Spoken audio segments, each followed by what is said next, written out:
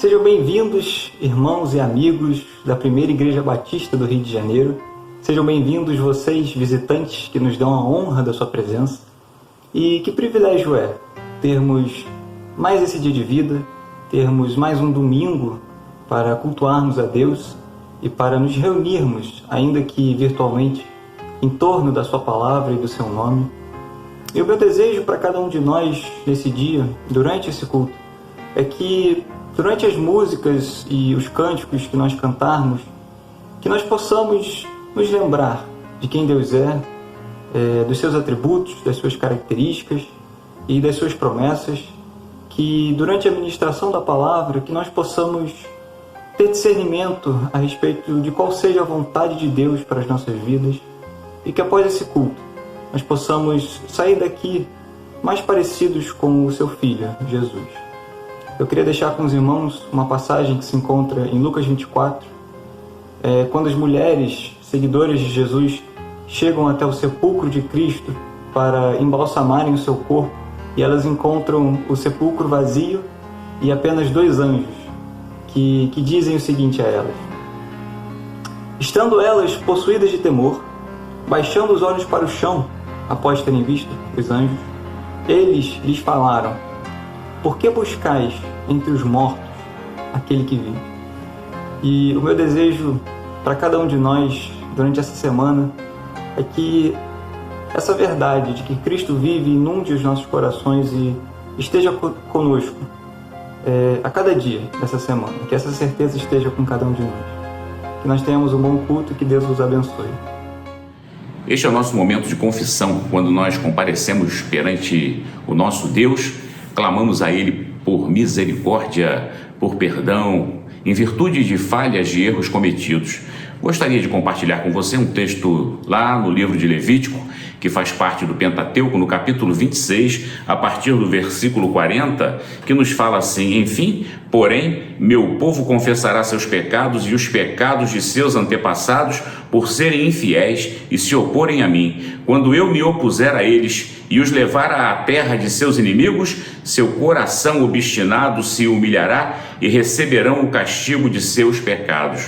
A ideia é essa: nós precisamos reconhecer que somos falhos, que somos imperfeitos, que carecemos constantemente da graça e do amor de Deus, mas somos sabedores também que se nós nos humilharmos, nós reconhecermos que Deus é soberano sobre nossas vidas, Ele virá em nosso auxílio, em nosso apoio e vai nos purificar de todos os pecados que temos cometido. O livro de Levítico nos leva a essa proposta para que a gente possa ter uma vida de santidade na presença do Pai. E aí, com uma vida de santidade, nós vamos oferecer a Deus o nosso culto. Vamos orar? Graças te damos, ó Pai, por esse momento tão sublime em que podemos nos aproximar de Ti e clamarmos, Senhor, por misericórdia, perdão, Senhor, por erros e falhas que cometemos.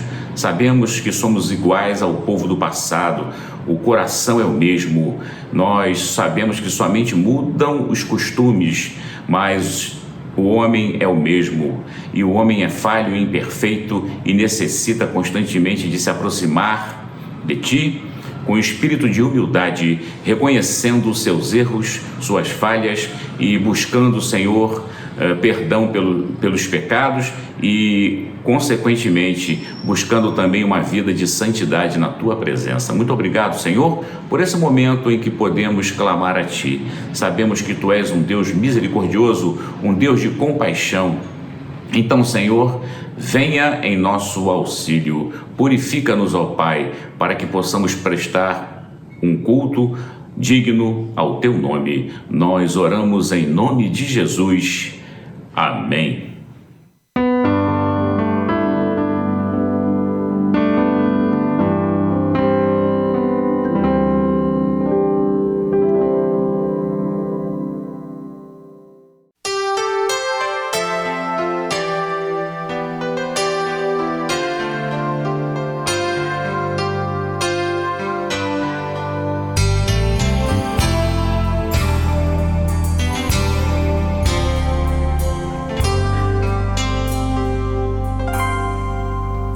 alguém deixou de ser aquilo que você um dia imaginou, se houve algum motivo incerto ou justo, não leve a mal, não julgue.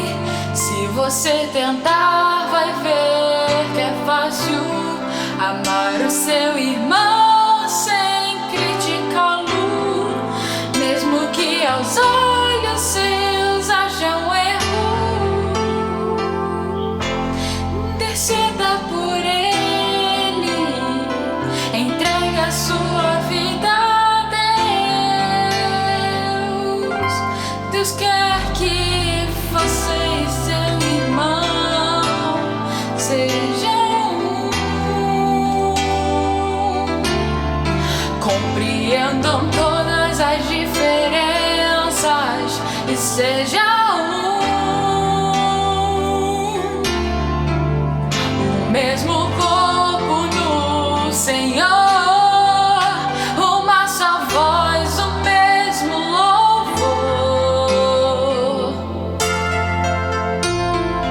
Abram seus corações e seja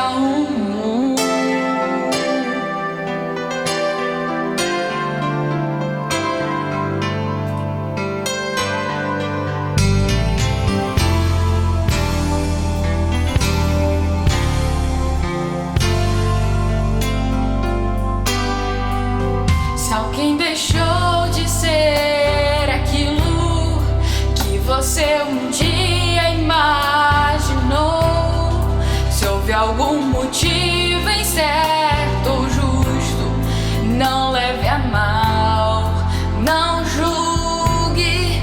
Se você tentar, vai ver que é fácil amar o seu irmão sem criticá-lo, mesmo que aos olhos seus haja um erro. Interceda por ele, entregue a sua vida a Deus. Deus quer que você e seu irmão sejam compreendam todas as diferenças e seja o mesmo corpo no Senhor, uma só voz, o mesmo louvor. Abram seus corações e sejam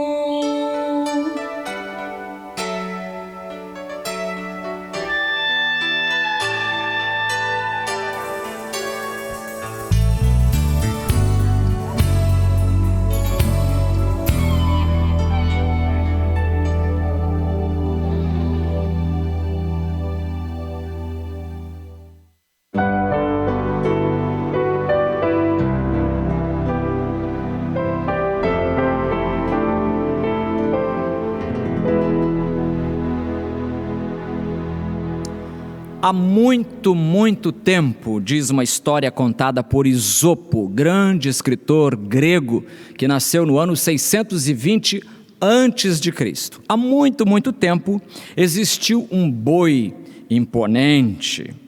Um dia, esse boi imponente estava dando o seu passeio da tarde, quando um pobre sapo mal vestido olhou para ele e ficou com inveja. E cheio de inveja daquele boi que parecia o dono do mundo, o sapo chamou os amigos para uma conversa. Olhem só o tamanho daquele sujeito, até que ele é elegante, mas grande coisa, se eu quisesse, eu também era. Dizendo isso, o sapo começou a estufar a barriga, e em pouco tempo já estava com o dobro do seu tamanho normal. Já estou grande que nem ele? Perguntou aos outros sapos. Não, ainda não, está muito longe, responderam os amigos. O sapo se estufou mais um pouco e repetiu. Já estou grande que nem ele. Não, disseram de novo. Olha, é melhor você parar com isso, porque senão vai acabar se machucando, hein? Mas era tanta a vontade do sapo de imitar o boi, que ele continuou se estufando, e tanto se estufou que acabou estourando. A Bíblia diz, em Provérbios capítulo 14, versículo 30, o contentamento dá saúde ao corpo, a inveja é como câncer nos ossos. A inveja é como câncer nos ossos. E nesta noite eu queria pensar com você sobre esse tema, este osteosarcoma chamado inveja. Este osteosarcoma chamado inveja. Oremos. Senhor, fala-nos agora, dá-nos a instrução do Teu Espírito por meio da exposição da Tua Palavra, em nome de Jesus. Amém. Você já viu aquele tipo de pregador que no meio do sermão diz para o auditório assim, olha, agora vire-se para o seu irmão e diga, eu te amo em Cristo Jesus, qualquer coisa. Já viu? A minha vontade agora é pedir para você virar-se para quem está do seu lado e dizer assim, olha, você sabia que eu sou um grande invejoso? Não faça isso não. Mas eu li uma pesquisa no Globo, de alguns anos atrás, que diz que 94% dos entrevistados apontaram a inveja como o pecado mais conhecido e mais praticado. 94%. A palavra inveja vem do latim, a palavra invidia, que por sua vez vem do verbo invedere, que literalmente significa eu não olho, daí vem a palavra vídeo, vídeo, eu não olho para, ou olhar com maus olhos. E é desse verbo invedere que vem a expressão olho grande, olho gordo, ou ainda mal olhado.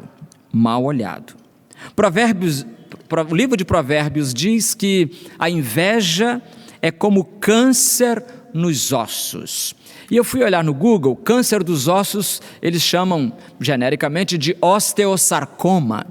E nesta noite eu queria pensar com você sobre este osteosarcoma chamado inveja. Vamos ver esse câncer no raio-x de Deus. A primeira coisa que vamos descobrir é que este osteosarcoma chamado inveja é obra da carne. É obra da carne. A inveja é um sinal claro e inequívoco de degeneração espiritual. Por isso é osteosarcoma, é câncer nos ossos, diz o autor de Provérbios. As obras da carne são doenças do espírito. E a Bíblia diz que a inveja é revelação do que há no interior do coração, no interior da pessoa. Jesus disse em Marcos 7, 21 a 23, pois de dentro do coração da pessoa vem maus pensamentos, imoralidade sexual, roubo, homicídio, adultério, cobiça, perversidade, engano, paixões carnais, inveja, calúnias, orgulho e insensatez. Diz Jesus, todas essas coisas desprezíveis vêm de dentro. São elas que os contaminam, são elas que contaminam vocês. No Salmo capítulo 106, o poeta faz uma recapitulação da história de Israel ao tempo em que Israel passou no deserto.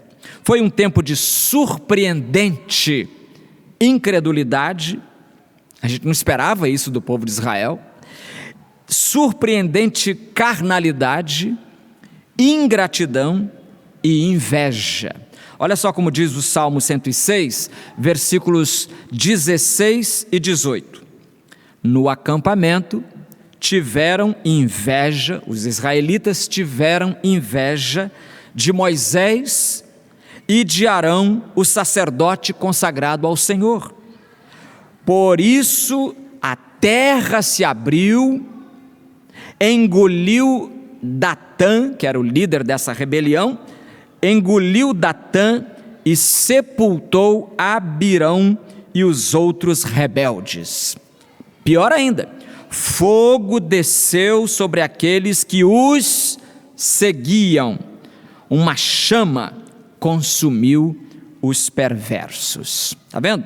A gente pensaria que a inveja é um pecado inconsequente, não leva a lugar nenhum, é só um probleminha da alma. Não é não, é coisa muito grave, muito séria. E por isso Tiago, por exemplo, não pegava leve. Tiago disse, Tiago 3,16, pois onde há inveja e ambição egoísta, também há confusão e males de todo tipo. Onde há inveja e ambição egoísta, também há confusão e males de todo tipo. Um escritor chamado Andrew Murray disse, a pessoa humilde não sente ciúme ou inveja. Não. Ela pode louvar a Deus quando os outros são preferidos e abençoados antes dela. Ela pode suportar ouvir os outros sendo elogiados, enquanto ela é esquecida. Por quê? Porque ela recebeu o Espírito de Jesus, que não agradou a si mesmo e não buscou a própria honra. Então, em primeiro lugar, este osteosarcoma, chamado inveja, é obra da carne. E Paulo diz isso claramente em Gálatas 5, 19 a 21, as obras da carne são aquelas doenças do espírito, longe de Deus. Em segundo lugar, este osteosarcoma, chamado inveja, pavimenta a estrada da morte. Pavimenta a estrada da morte.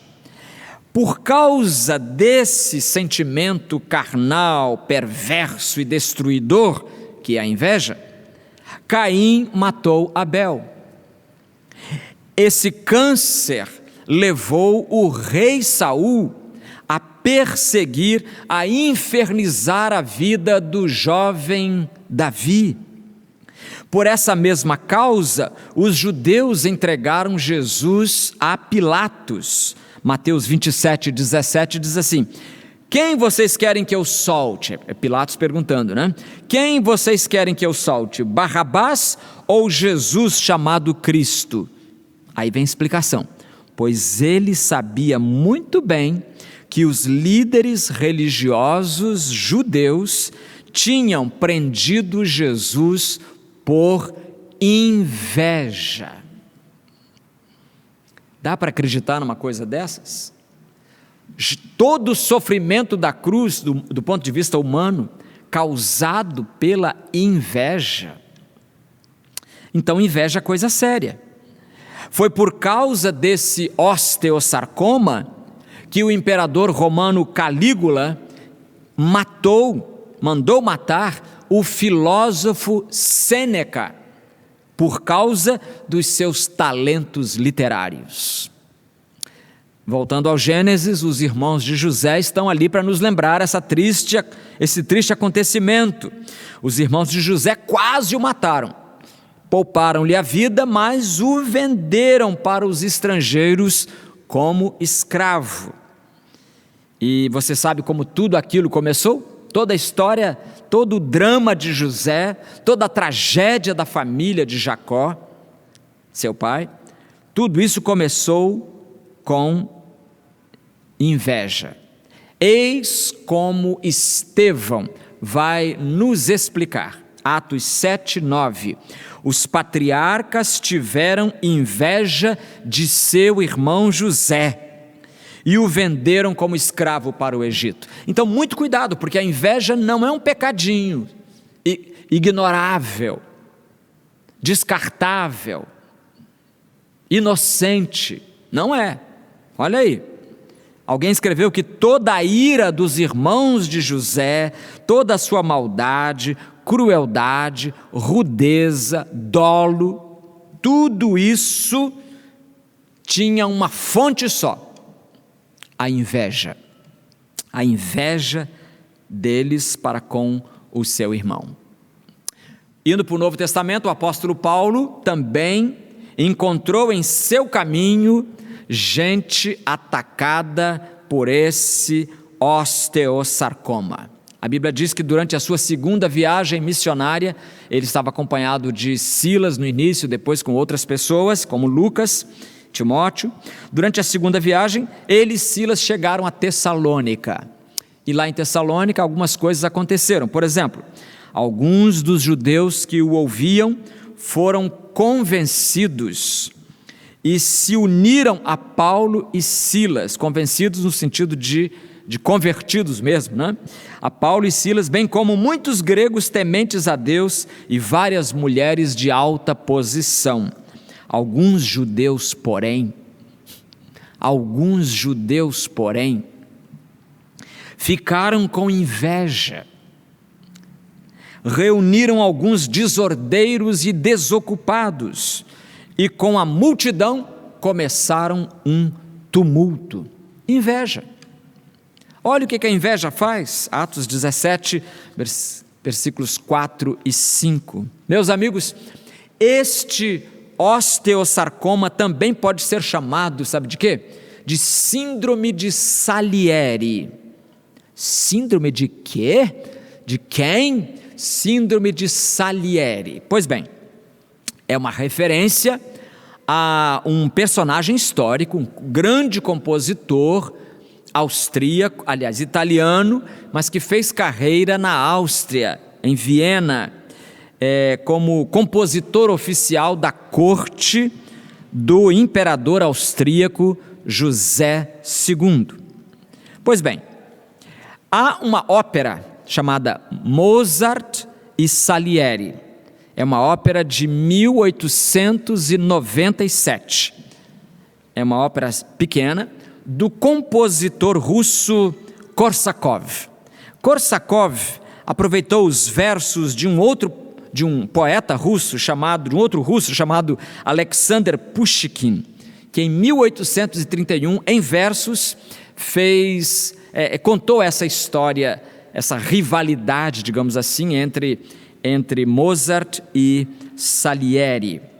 O enredo, então, dessa ópera de 1897, o enredo aproveita uma lenda apócrifa, não totalmente documentada, de que o arquirrival de Mozart é o compositor Antonio Salieri, esse italiano que fez carreira na corte do imperador Dom José II. E esse Antonio Salieri tinha inveja das composições de Mozart e, segundo a lenda, o teria envenenado. E essa história corre o mundo, é muita página para a gente resumir, mas houve uma peça em 1979, uma peça escrita por um escritor britânico chamado Peter Shaffer, e ele, nessa peça, ele trabalha muito essa ideia da rivalidade entre os dois, da inveja de Salieri para com a beleza da música de Mozart. E então, alguém depois fez um filme a partir dessa peça, e o filme ganhou 8 Oscars, 8, né? Então foi um filme muito bem feito, por sinal.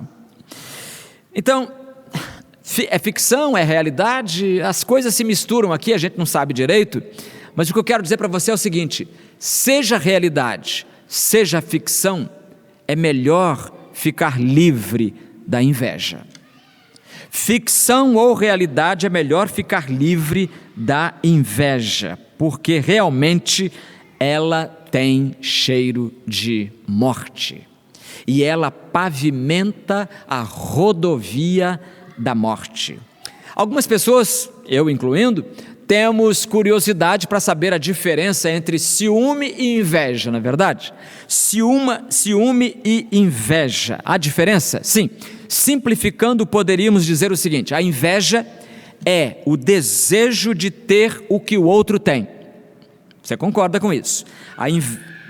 A inveja é o desejo de ter o que o outro tem.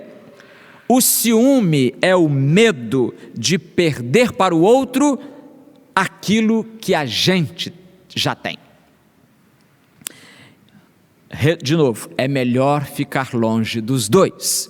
É melhor ficar longe do ciúme ou da inveja, sejam eles coisas diferentes, sejam eles da mesma matriz. Então, é obra da carne, pavimenta a rodovia da morte, e em terceiro e último lugar, este osteosarcoma chamado inveja arruína igrejas.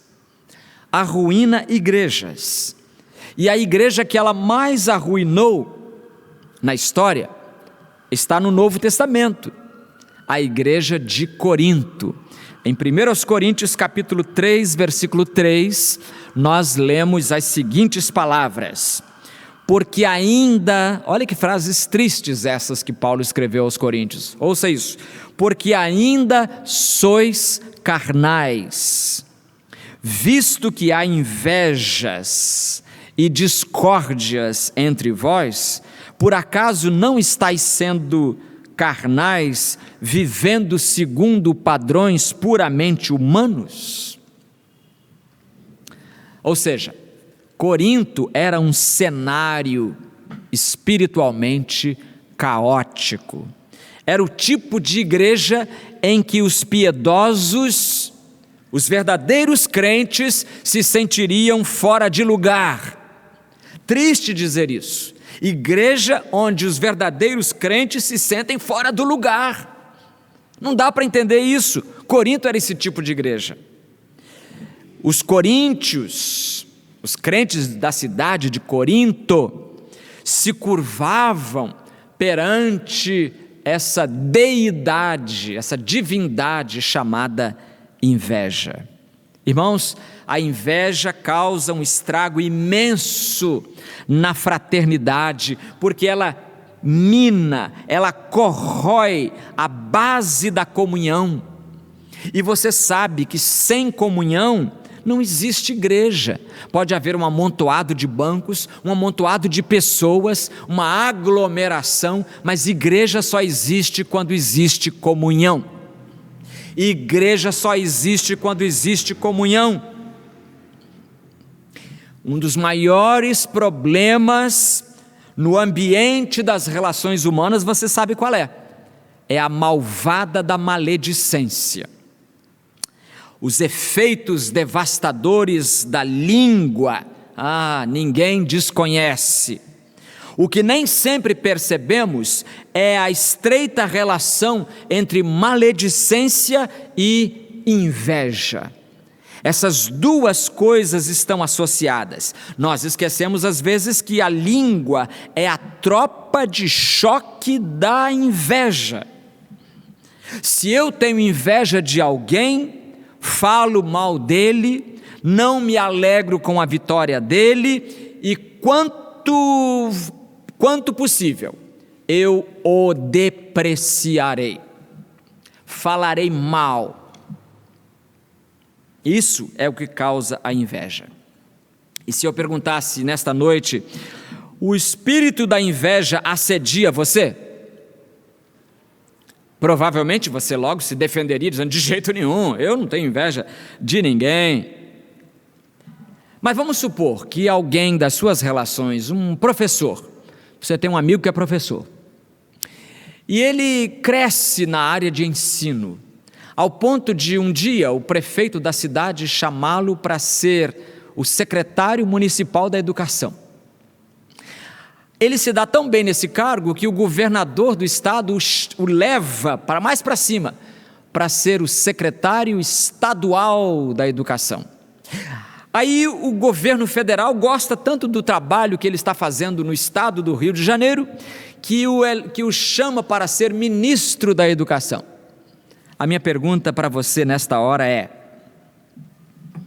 você vibraria com a vitória desse irmão? Você iria conversar com esse irmão, mas nem faria referência ao fato de que ele agora está nessa posição? Você não celebraria essa bênção que ele está conquistando? Então anota uma coisa que eu vou te falar agora. Sempre que você não vibrar com a vitória de alguém, pergunte por quê. Por que eu não estou vibrando com a vitória do meu amigo? O que está havendo comigo? É pecado. Inveja é pecado. E confesse imediatamente esse pecado ao Senhor.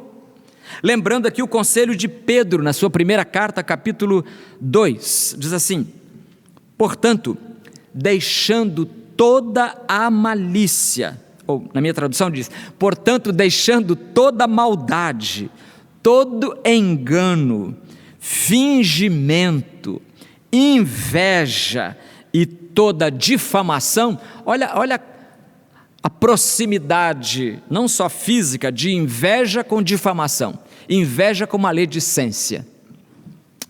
Desejai o puro leite espiritual como bebês recém-nascidos, a fim de crescerdes por meio dele para a salvação. Se é que... eu gosto do Pedro por causa disso, olha só. Se é que já provastes que o Senhor é bom. Ou seja, se vocês forem crentes, então vocês vão deixar a inveja de lado. Porque a inveja não combina com um coração convertido.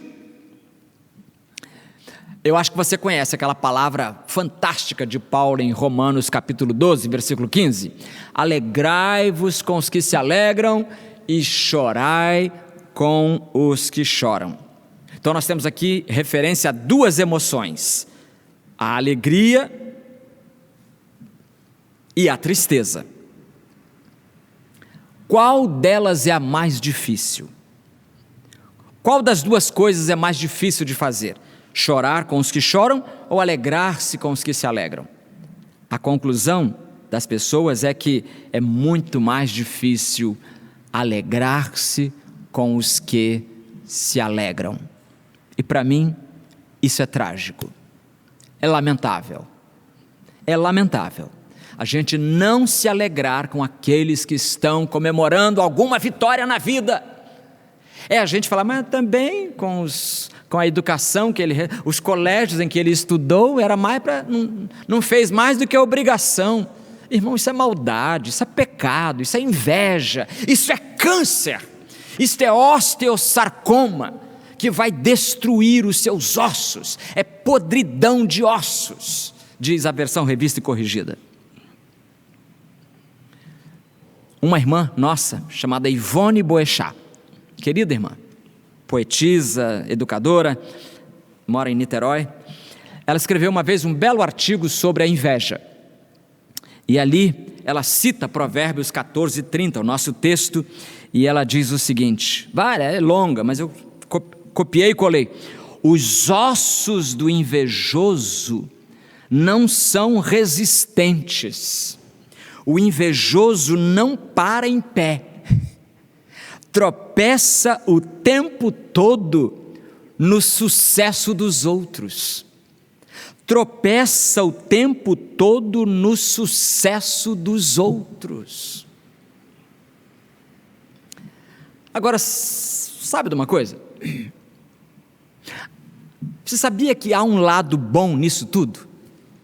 Na inveja há um lado bom. E eu estou copiando isso de um advogado que escreve uma coluna jurídica muito interessante. E ele fala o seguinte: a inveja é sempre um ato de homenagem ao invejado, porque ninguém nota o irrelevante. A inveja acaba sendo um ato de homenagem ao invejado, é um elogio. Se alguém está com inveja de você, sinta-se elogiado, porque ninguém nota aquilo que é irrelevante. Eu quero terminar com uma fotografia. Se eu fosse um pregador moderno, eu ia mostrar a fotografia aqui e você ia olhar, mas eu prefiro, descrever para você imaginar. É um exercício, eu considero melhor. Uma desta parte, o exercício de imaginar é melhor do que ver. Pois bem, foi num site de psicologia que eu vi esse desenho e achei muito interessante. É uma figura curiosa, mostrando-se quatro pessoas, e as quatro pessoas são uma idosa, bem fora de forma, o desenhista exagerou até na falta de forma da vovó. Uma vovó fora de forma, um casal jovem, os dois bem jovens e bonitinhos, e do lado um idoso, provavelmente ligado à vovó, um idoso carecão, bigodão, de barriga desse tamanho. Ele exagerou mesmo. Os dois idosos têm um copo nas mãos, estão bebendo alguma coisa, então parece que estão numa festa. E aí os quatro estão juntos, e de cima da cabecinha de cada um deles saem aqueles balões de pensamento, aquelas bolinhas, que diz o que eles estão pensando. E aí, na legenda da idosa, na idosa, a vovó fora de forma, ela está olhando para a jovem e pensando assim: se ao menos eu tivesse esse corpo, com inveja da forma da outra, da silhueta da outra. A jovem, por sua vez, fixando o olhar no pescoço da vovó, pensa, as bolinhas, pensa, se ao menos eu tivesse esses diamantes. O jovem, que provavelmente é o marido dessa jovem, é o casal, Então o jovem, olhando para o velho gordo que está ali do lado dele, diz assim, pensa assim: se ao menos eu tivesse o dinheiro dele. E por fim, finalmente, o velho gordo, olhando gordamente para a jovem esposa do rapazinho, ele pensa assim: se ao menos eu tivesse a esposa dele. Sabe o que eu aprendi com isso? Que todo invejoso é um insatisfeito.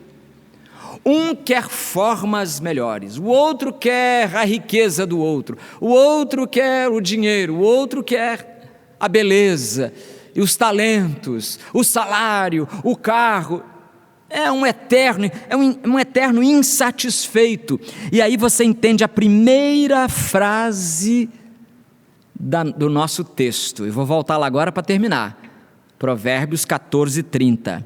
O contentamento dá saúde ao corpo, mas a inveja é como câncer nos ossos. Então ele fala aqui de contentamento.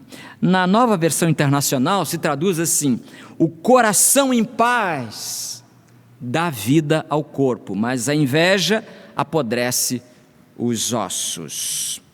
Então, baseado nisso, que o coração em paz, o contentamento é saúde para o corpo, baseado nisso eu posso dizer para você que o melhor antídoto contra a inveja é o contentamento, ou seja, é estar satisfeito com o lugar que Deus destinou a você na terra. Deus colocou você no lugar onde você está. Deus colocou aquele outro irmão no lugar onde ele está. Deus colocou aquela irmã no lugar onde ela está. Então não tenhamos inveja uns dos outros, pelo amor de Deus. Mas pelo amor de Deus ainda, que se derrama em nossos corações, toda vez que você se flagrar tendo inveja de alguém, corra para os braços do Senhor e ore assim: Senhor meu Deus, obrigado por teres dado isso ou aquilo ao irmão, àquela irmã. E obrigado, Senhor, porque a mim me deste, e especifica o que você ganhou do Senhor. Obrigado, porque tudo vem de Ti. Faça isso. É o que nós vamos fazer agora. Curve a sua cabeça e oremos. Pai de amor, Pai celestial, livra-nos de produzir esse veneno mortífero chamado inveja. Em nome de Jesus. Amém.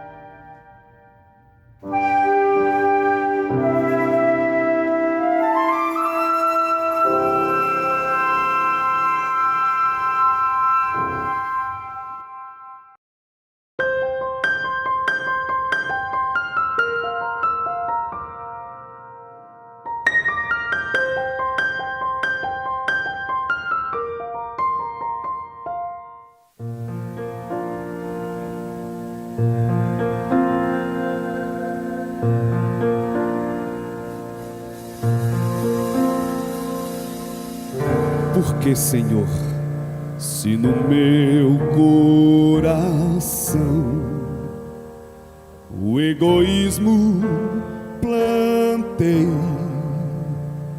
dando ao ego a razão. Fala, Senhor, se valeu se entregar e meu ser tanto amar, ao morrer numa cruz. Meu Mestre Cristo, por vezes neguei, ó meu Cristo, eu sei quem eu sou. Vem me ajudar dia a dia, entregar por completo minha vida em suas mãos.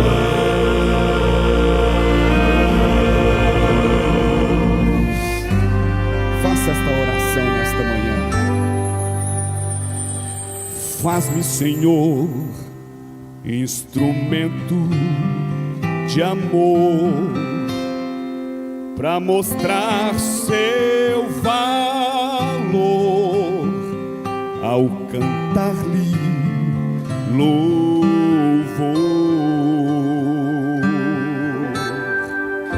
Quem sabe, Senhor, alguém possa entender que hoje sou novo ser, pois a ti me entreguei.